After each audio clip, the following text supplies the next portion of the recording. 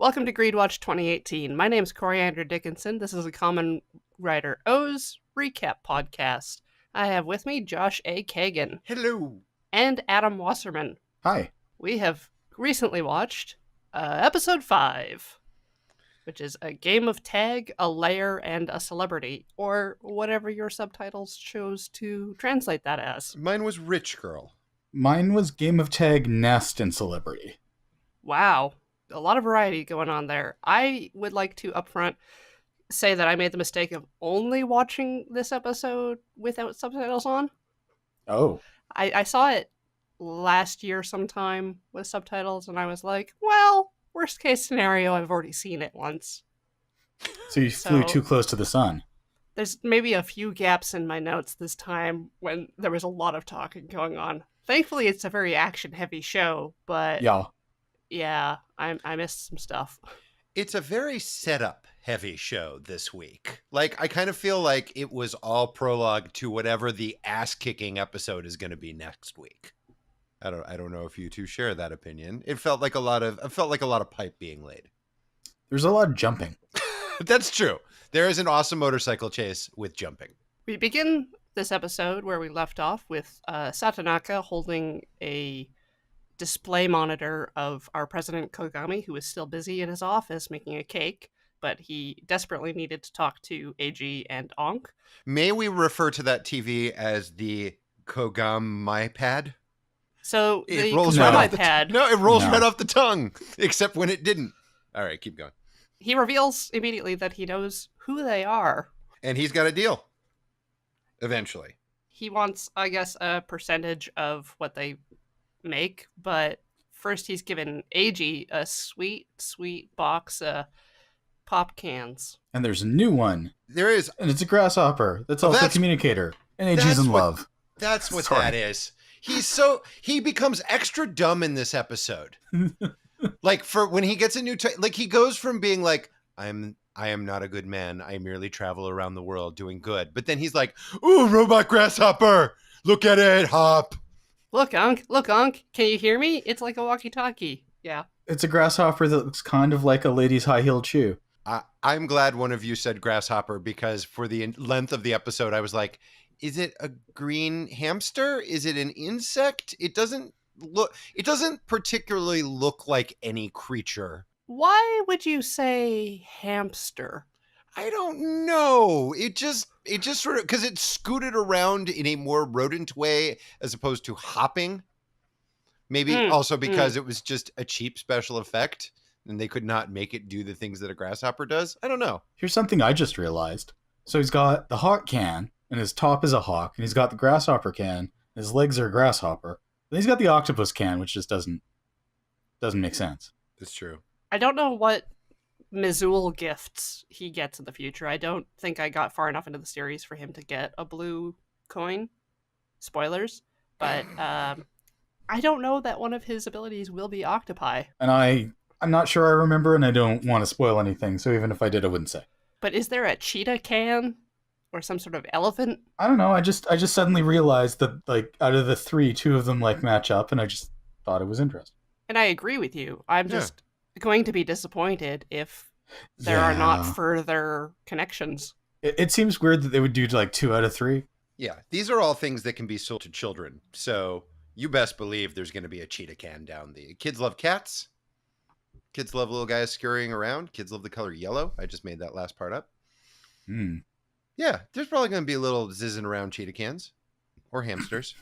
That's about it, right? They talked to Kagami on the iPad. He's making a cake. He gives them some cans. He's got an offer they can't refuse, except they do.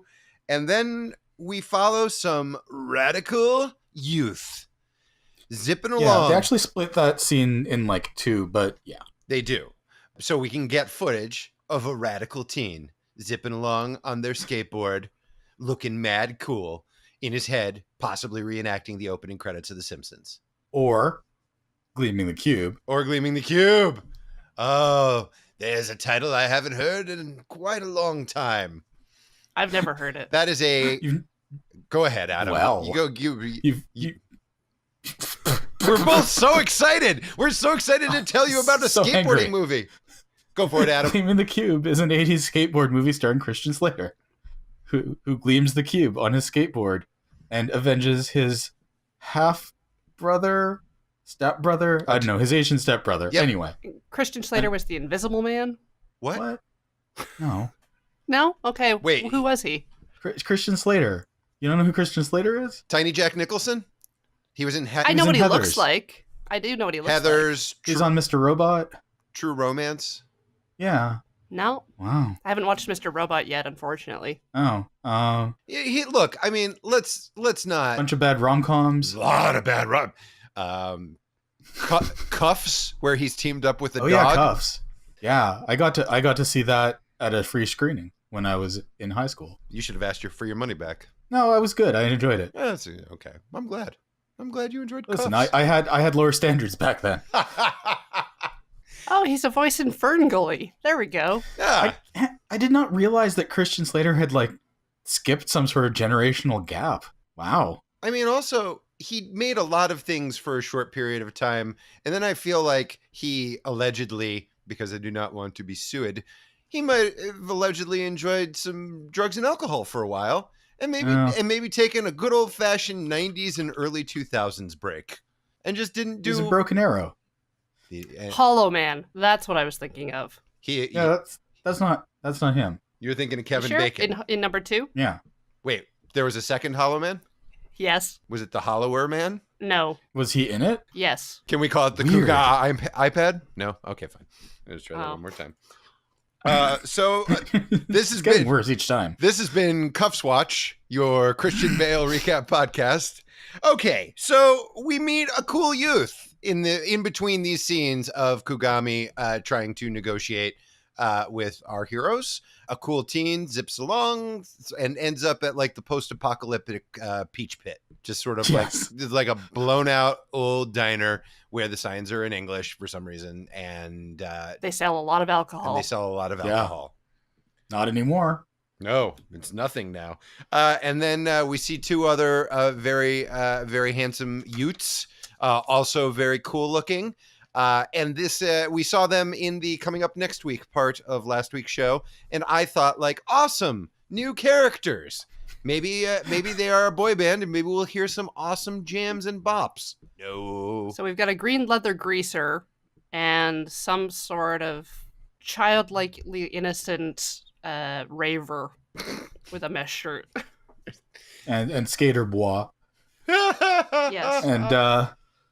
And the camera zooms in on them each very ominously for about a minute.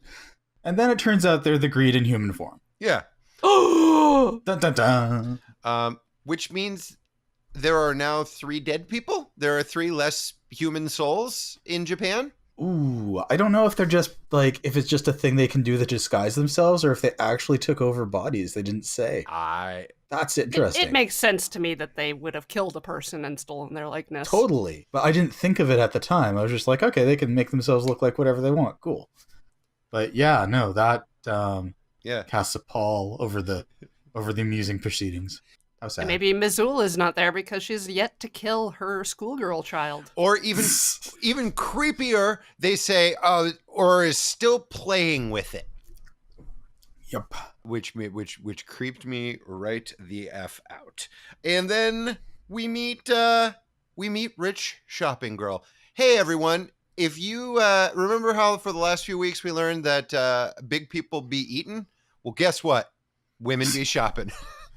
Rich women. Rich women be shopping. Yes. She is a rich girl, and she has gone too far. But you know it don't matter anyway. She has so many bags to take up the elevator. So many bags. And she is being followed by Mizuru, who is disguised as Gogo Yubari from Kill Bill, minus the mace. She's just a schoolgirl. She's Gogo Yubari. Let me have this. It's accurate. Okay. It's very accurate. I mean- The look on her fair. face, it's She's- either that or she's one of like the nasty girls from Battle Royale. She is a creepy schoolgirl, so yeah, I'll give it. The way they do the transition from the greed clubhouse to the woman getting out of the car, for a moment kind of deceives you into thinking maybe this really fancy rich woman that has bought a lot of things is Missoul. That's what I But thought. no. Yeah. So, rich shopping girl is just like there with her bags waiting for a romantic comedy to happen to her or something. Like somebody runs into her and then they drop their bags and it's a meet cute. That doesn't happen. Nope. Instead, Mizuru is basically like, hey, you like shopping, huh? Makes you feel good, hides the sadness, or like very metaphysical very quickly, and then puts a coin in her head, giving rich shopping girl a brain cloud, and poof, she is in her apartment. Not knowing how she got first she there. poops out a bunch of cell metals as she transforms Oh, we don't. into her greed form.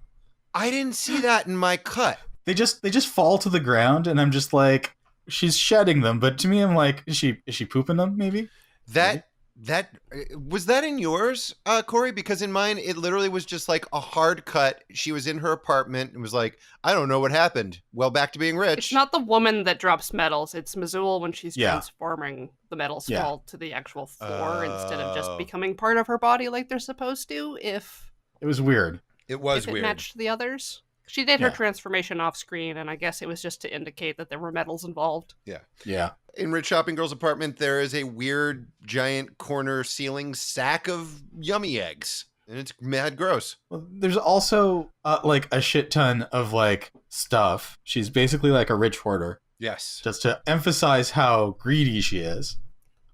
I did mark down in my notes, weird corner eggs. Yes, I got weird eggs on ceiling. Yes, that she cannot see herself. No. And then shining twin Mizuru because she's like creepily framed in a door frame. Yeah, when she first kind of popped up back in her apartment, I didn't know where she was or if she was just back at another store. Yeah, that's what I thought. So insanely filled with stuff is this person's apartment, because apparently all they do is just shop and nothing else and feel haughty. Yes. Yep. We've got the intro, I guess, or a transition at this point, with the reveal of how many medals Oz has, which is significant for this arc. So I wrote them down. There's 2 red, 1 green, and 4 yellows. But the 4 yellows are 2 sets of the same one, so like 2 doubles basically. Yeah, 2 cheetah and 2 tiger. Yeah. There you go. Write that down, home listener. You'll be quizzed at the end of these 50,000 fucking episodes or however many we're doing. So then we get the rest of the scene with Kogami. And then we cut to a brief scene of rich girl showing that the eggs are getting bigger slowly. And Mizuru's like, yes, grow slowly, my children. Ooh. The scene with Kagami does have a nice little highlight to end on, where Ankh threateningly approaches Satonaka and then Right. bullet spray from Motorcycle Man with a gun. Yep, good old heat vision in Jack. Our friend. Again, Yes. shooting first and not even bothering to ask questions. Again, remembering that like there is no end game for shooting Ankh. Like somebody needs to make this very clear. I think actually, I was thinking about it, and Ankh's in like Detective's body. So I think what would happen is like it would kill the body, and Ankh would probably be fine. But that's still not like, that's not great. It's not a great plan. No, it's not a plan at all. It doesn't stop. The point of shooting at Ankh would be to kill Ankh, but instead you would just kill a nice young man who didn't ask for any of this when he got out of bed that morning. Ankh would be moderately inconvenienced. Yeah. And then he would just like zizz down to the morgue or whatever and just get like and just go shopping like it was a salad bar or some shit. Ooh, that looks nice today. Or flat out just murders a dude. Yeah. Yeah. Honestly, he could just murder Edgy. He could just It's true. just kill him. And then he is a common writer and I'm good. I'm glad he's not listening, quite frankly. I don't want to give Ankh any ideas. I would pay him good money to see Kamen Rider Ankh. Top dollar. That's not beyond the realm of possibility, right? If he's wearing a No. helmet, you can't see his cool hair. That's true. You'd have to make that His cool hair is like half of it. It's very important. Yeah. That's great hair. You know what their helmets look like when they try to do like cool designs in them? Like, no, I don't want to see Sometimes- cool hair on a helmet. Oh yeah, cool. The closest we have to cool hair on a helmet is X-Aid. Oh, that's true, and that works really well. Yeah, but context is important. True. Anyway, so then we cut to Hina going to college, being sad about her brother, flashing back a bunch. Meet up with her two fairly well dressed schoolmates who are like really fashionable. Wait a minute. Before that, we get a cut to nighttime spooky music apartment with Fashion Lady, and she's just sitting there eating waffles. Yeah, no, I thought I said that. Yeah, and she was like looking at a catalog, and them eggs got bigger. Yeah, Perfect. big eggs. Hina school. Hina school. Hina's friends make fun of her for missing her brother. Well, they don't know her brother's sort of dead. And a monster. And has got a case of monster arm. It's still like Corey, if I knew you had a relative whose job was incredibly dangerous and took them away all the time, I wouldn't be like, "Hey Corey, what's up? Miss your relative whose life is constantly in danger?" Sucker. Like it's an odd end to a conversation. Yeah. You can see that. Yeah, they just straight up say she has a brother complex. Yeah. Which is a very Japanese thing to say, at least in anime. I don't know what regular Japanese conversations are like. Maybe they don't do these things. Perhaps they're not as wink complex. Anyway, so in all of this, Ina does some flashing back, some thinking. He used to be a good guy. Now he's a weirdo with a weird arm and cool hair. And in the middle of all these flashing back, who does she walk into but Rich Shopping Girl? Rich Shopping Girl drops her shawl. She's a mean girl, and I don't like her. No. Good news. I don't feel like it's going to work out great for her. No, it's true. I can't imagine. She makes fun of Hina. She's all like, "Oh, no, you can keep it because it's cheap, like you, basically. And whatever." It's sunny out, but Rich Shopping Girl is bringing mad shade. Ooh. Oh, snap. Yeah, she's terrible. That's it with that scene. It's just to remind us that almost everyone Hina knows is terrible. It's so true. Back in the line of protagonists, yes. Ankh is researching Kokami, I guess, on his cellular phone, while dipping into the old ice cream fund. Yep, which Eiji's like, "Well, I'm broke because you keep eating ice all the time. And I can't even buy new underpants. This is not okay." How much is an ice? Do we figure like that is, or how many is he eating in order to bankrupt our hero? Well, okay. I mean, I think there's several factors here. I think like ice is probably more expensive than you would expect. I guess it's like $1. B, he's probably eating a lot of it. And C, I don't think Eiji had very much money to start with. That's valid. These are all good points. Maybe he can go work at Couscouserie. Maybe. I don't know. Well, Ankh's yummy senses tingle, I guess. Yep. Ugh, I don't like that phrase at all. I have it in my notes as well, and it made me in this shudder. case, it's his greed sense, I think. But yes. Then he's like, "Eiji, transform now." And he's like, "All right." And Mizuru shows up and jumps out of the water and tells them some rude stuff about how they should leave her alone, even though she's the one who jumped out of the water. Yeah. Hey, he's like, "I'm just hanging out here. Leave me alone." She spends a lot of time laughing and Yeah. not really doing much. A lot of jumping, and then a really big jump out of reach, like just out of reach. I don't know about your translation, Josh, but mine, Ankh says that Mizuru has a humid aura. Yes. Which I thought was pretty great. Yes. She dank. Yeah, she's so dank. Oh, Corey, it's my dream to have you personally do the subtitles for all of these series. Working on it. That would be fantastic. And then Mizuru goes away, and Ankh's like, "Later, squares, I'm out." And he doesn't tell Eiji anything, and then Eiji looks in the general direction that Ankh was looking in and decides, oh, it was that building, that specific building was the building he was looking at. I guess I'll go to that building. Yeah. I wrote, Eiji has Ankh figured out. He's like, "Okay, I know you're not going to tell me things. I'm just going to pay attention." Back to the clubhouse. Yes. Where Mizuru has Uva figured out, because she's all like, "They're getting in my way, and I'm going to make a lot of cells, and I'll give you guys some. And also, he's got one of your medals." And he's like, "I'm so mad. I'm going to go do something right now." It's real emo. It's very emo up in the post-apocalyptic peach pit. Yeah. Everybody's getting a lot of feels out of their system, which I like. Yeah, I feel like Mizuru's got like Uva and the gray guy pretty much wrapped around her finger at this point. Definitely. I feel like Kazari's a little smarter than that because he's busy wrapping other people around his finger. Such as, enforcing that O's has all of Uvu's medals, probably. Yes. For example. Yeah.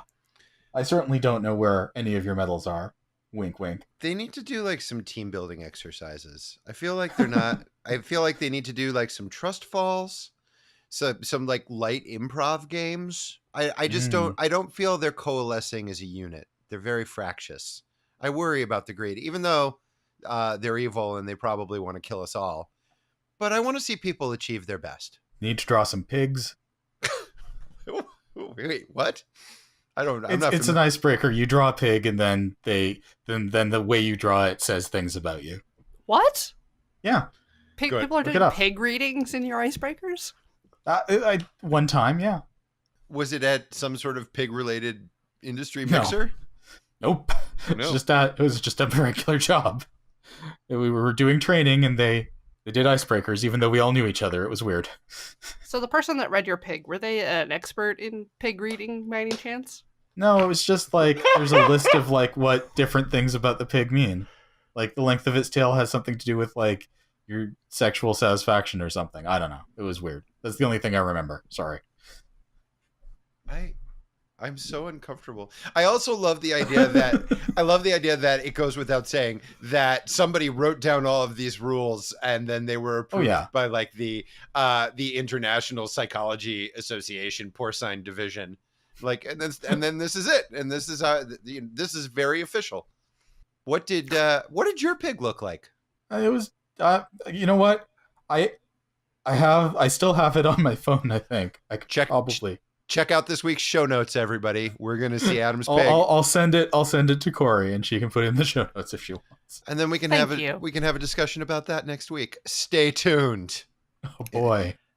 Anyway, Fashion Lady is busy trying more clothes. Hey y'all. Yes. Women be shopping. Yeah, that's all this scene is. It's just like, by the way, she's still greedy and shopping. Yeah. And the sales lady is all like happy to fawn over her. Which I'm like reading into it. I'm like, I bet a lot of why she likes shopping is having people like fawn over her, less the stuff. The amount of time she spends reading magazines and the amount of magazine subscriptions she has apparently subscribed to lead me to believe she just likes clothes and not people. Okay. Was there no internet shopping at this point? That was the weird part for me when she was like looking at a catalog and I was like, somebody's looking at a catalog in the 21st century? Like that, it seems like she would just be avoiding the middle person altogether and just ordering stuff from wherever. I mean, it could be one of those things where the people making the show are old enough that they're not like familiar with the new paradigms. And it could also be the internet kind of caught on more slowly in Japan too. So that's right. Could be a combination. But look, here's the thing, you guys. She's just shopping and she loves it for whatever reason. It's true. It's just great. And Hina has managed to track her down. Yes. And Eiji also has shown up at the same place due to the Kamen Rider law of conservation of main characters.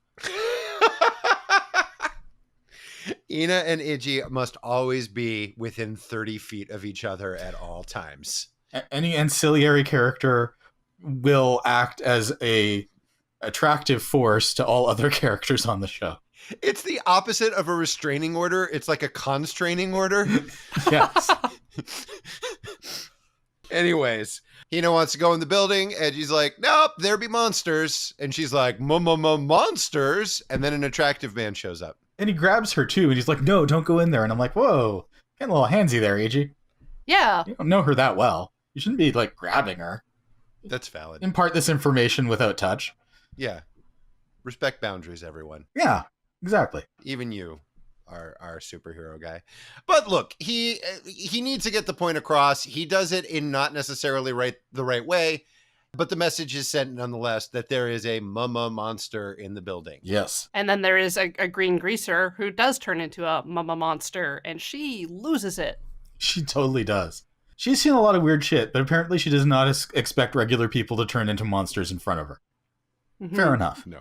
Yeah. Eiji goes to transform and defend her, but Uh-oh. Ankh has all the core medals, and he's not here. Aw, shit. He gets beat around a bit. Well, he dodges all of Uva's attacks, doing I something think that Uva I haven't tosses him at usually some point. seen main characters do. Like, the actors That's that play main characters don't usually true. tumble. That's true. But this guy does some good somersaults. Yeah, he's getting better week to week. It's as if he knows that once per half hour, he is going to be attacked by a monster and will not have the ability to transform. And so this week he's like, I should like run and jump and tumble and get out of the way. He's definitely learned at this point that there's no point in fighting back as a human armed only with a few coins and some underpants. At some point he gets like tossed on his back and one of his hot cans pops out. And he's like, oh, I have a great idea. So he sends the hot can with the grasshopper can to go find Ankh and is like, come help me. Ankh is hanging around one of Kugami's other buildings, I guess. Kogami probably has a lot of buildings. Yeah. And he was like, oh, this isn't the right one. Everything's stupid. I think I'll just go stand somewhere and look off into the middle distance attractively. And that's when Canbird and Canhopper show up and say, help. So he fishes out a medal and like pops it in the nearest vending machine, makes a motorcycle. Yep. And then Kogami shows up on a giant screen on the outside of his building. Like, hey, I got some basically. questions. I got some questions, everybody. Yeah. What? That's only one question twice. Well, yeah. That's valid. You know what? Let me sum up. So is the idea that Kugami just has giant screens around town to do one-way direct communication? Like, this is a very...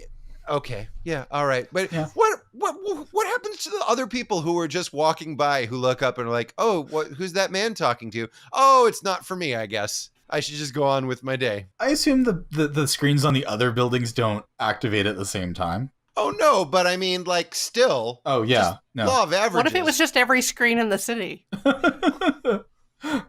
And Ankh basically just ignores him anyway, which is great. But as he peels off, you can see in the corner, Kogami's basically doing like these like rapid fire finger guns at him. Like, you go, man. Do it. It's delicious. Is it possible that they just put that in later and the actor playing Ankh / detective had literally no idea that was happening up there? Because he doesn't interact with it at all. I mean, I think it's just Ankh being like, I am ignoring you. Leave me alone, weird screen man. I do not want to give you 70% of my medals. I'm just going to pretend you're not here, and maybe you'll go away. Yep. I realize I'm using one of your motorcycles. Whatever. But I guess everyone can just use them if they have those medals, right? Because it's just... Yep. That's a little travel tip. The next time you find yourself in Japan, get you some medals. Yeah, you can motorcycle for free. Yeah, and get some bird cans and some cricket cans and some octopus cans. Yep. You can have a good time. You can find those vending machines anywhere, including Trash Alley. Yep, where Eiji is still running away from Uva. And he's like, I could run away more effectively on a motorcycle. So he also turns a perfectly normal vending machine into a motorcycle and speeds off. And Uva like jumps in the air. And Eiji's like, okay, I think I lost him. And then Uva lands on a car. And basically plays cluster truck to catch up with him. Yeah, and then turns out he can shoot lightning, and has been able to this whole time. Yeah. Sometimes I just forget that I can shoot lightning. Like, I'll just be going through my day, and then I'm like, man, I wish this line would move a little faster at the post office. Oh, right, I can shoot lightning. And then I kill everyone. It's like, normally I would punch things, but my target is very far away. Oh, right. Yeah. I mean, maybe lightning's harder to do. Maybe it takes more energy, and you just, like, you save it for when you need it. That's true, and I guess all of them are kind of sucking wind when it comes to their core metals and stuff. So they probably can't bust. They probably can't bust that out all the time. And maybe it's like peeing. Maybe it's like you have to save it up. Like, you can't just pee on somebody whenever you want necessarily.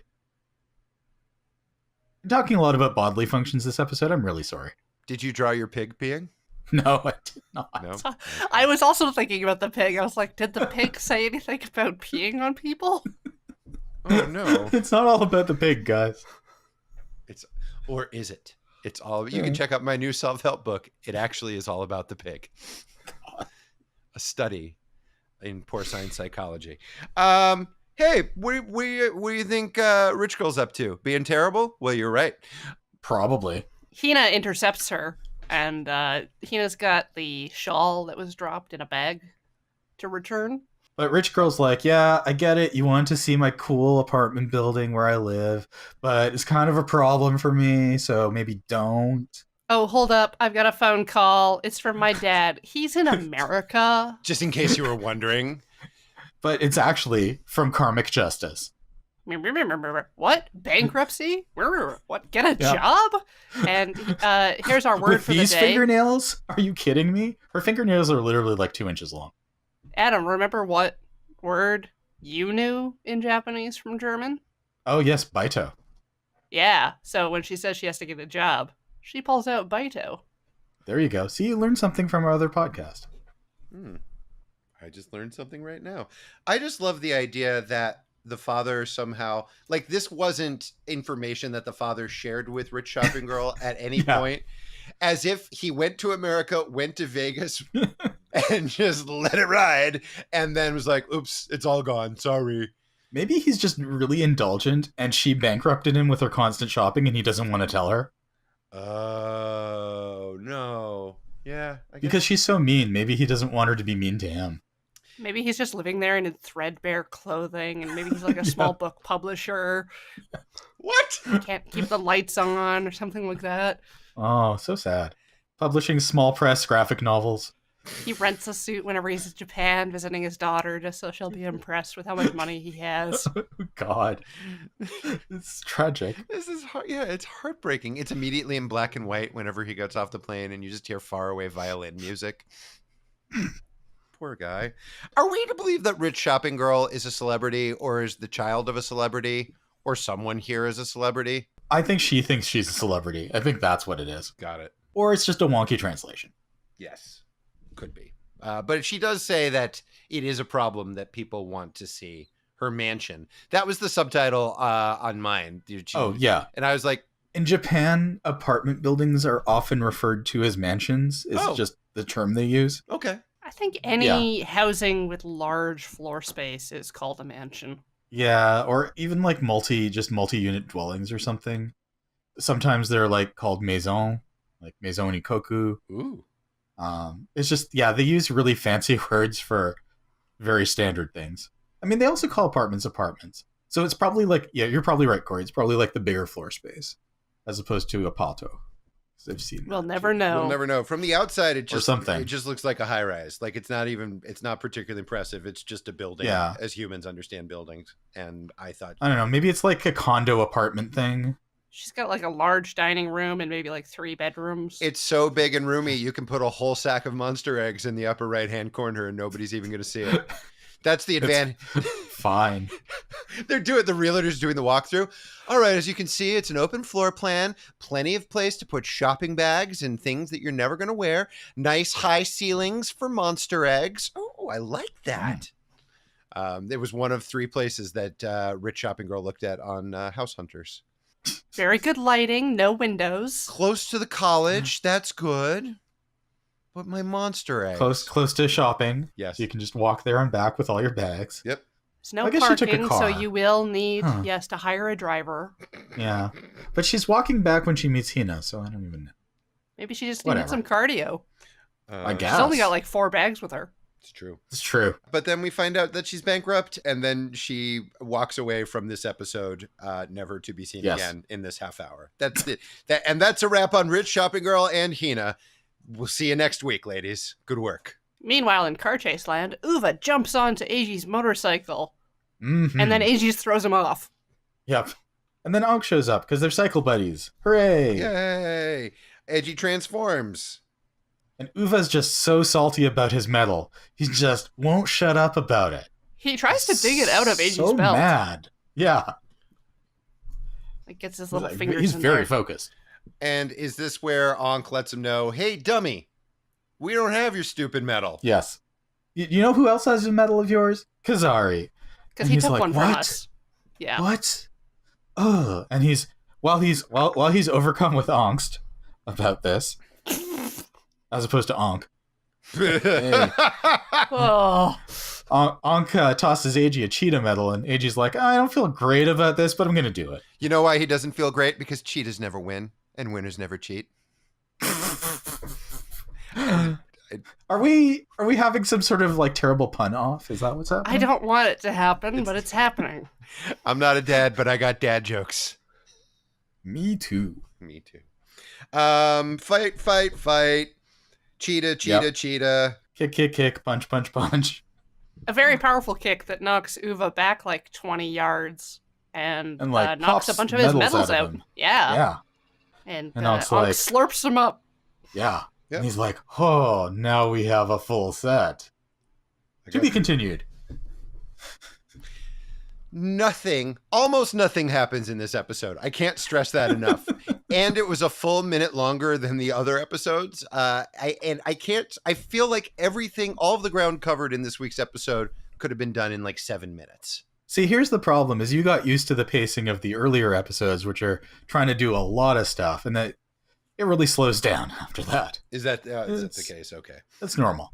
That's frankly, I think I would find the shows overwhelming if they kept up that pace. Corey, what do you think? Do you prefer a lot of stuff coming at you? I've seen some pretty like tight 13 episode anime that really keep the pace maintained through the whole thing, but I don't really feel like we missed information on this one because like we learned that the greed turn human. We learned that Kogami's got a deal with, or that he's working on with Ankh. I'm We sorry, set Adam. up the two-part villain thing. I'm sorry to interrupt. Adam, did you just kill somebody and drag them out of your apartment? There was a terrible noise and dragging sound.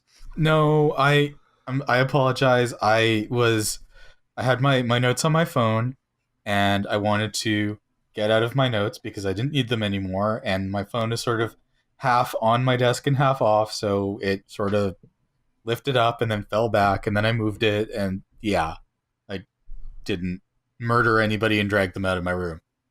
For now. Perfectly reasonable explanation for everything you heard. I'm sold. Sorry, Corey. We'll get that in I'm post. trying to think. I was trying to think through that whole time if we learned anything else, and I don't think we actually learned anything else. Oh wait, I learned other something. than that, Mazul and Kazari are messing with Uva, Yeah. And women be shopping. and medals matter. Yes. Medals matter. Remember, that's my new hashtag.